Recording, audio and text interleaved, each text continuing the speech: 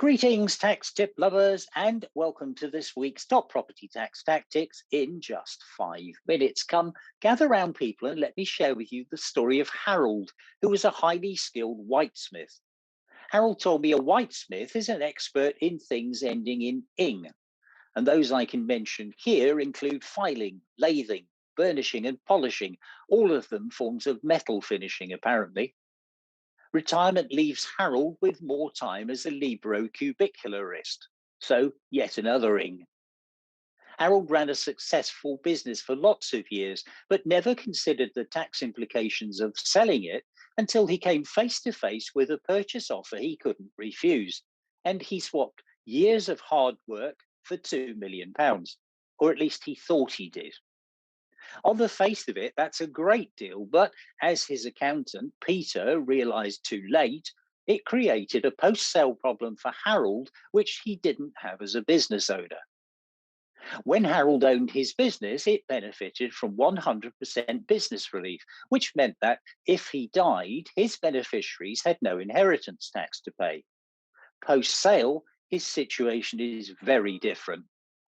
He paid just 10% capital gains tax with entrepreneurs relief on the first £1 million and 20% capital gains tax on the next £1 million, and was left with 1.7 million, which, because of his other assets, would all be subject to inheritance tax at 40%. Now, that's an inheritance tax bill of a whopping £680,000 and £980,000 total tax.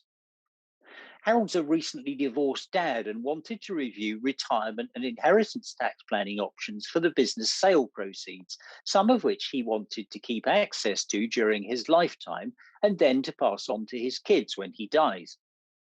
Harold and accountant Peter booked a free power hour review in which we outlined a couple of the more obvious potential IHT solutions.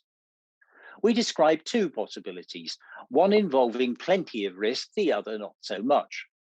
I've learned over the years that risk means different things to different people.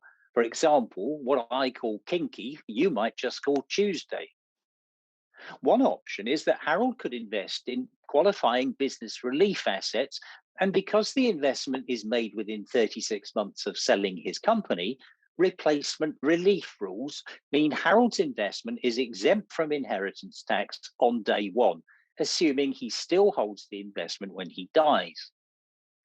The second solution may achieve a similar outcome without the risks associated with business relief.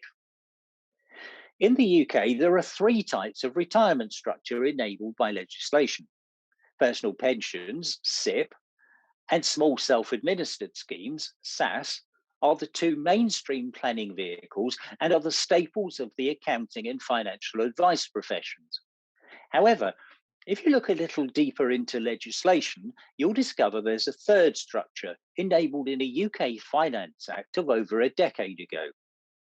There are no front-end tax advantages, no requirement for investments which generate thinly disguised commissions, but when constructed precisely in line with HMRC's rules, regulations, and requirements, might achieve for Harold his inheritance tax planning objectives.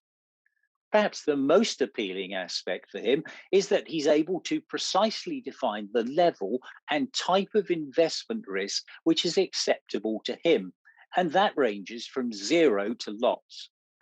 There are risks and plenty of them. The key to both of these options is that neither should be implemented without detailed knowledge of technical tax, retirement, and associated planning options. But when that level of competence is available, then both options merit consideration. It's important that you have a clear understanding of the potential tax treatment on the assets within your estate and start taking the necessary planning steps before it becomes too late to make a meaningful difference. Maybe give your current advisor a call and see what response you get. If that doesn't go well, then let's talk, and here's how. Your options are: you can do nothing and stay in the exact same place and pay a shed load of tax unnecessarily, or You can follow the link above for a free Power Hour review with property tax experts who are ex PwC and ex HMRC, and we'll make your property tax planning like it was our own. Okay, that's it. Stay bright. Catch you again for breakfast next week. Ta-ra.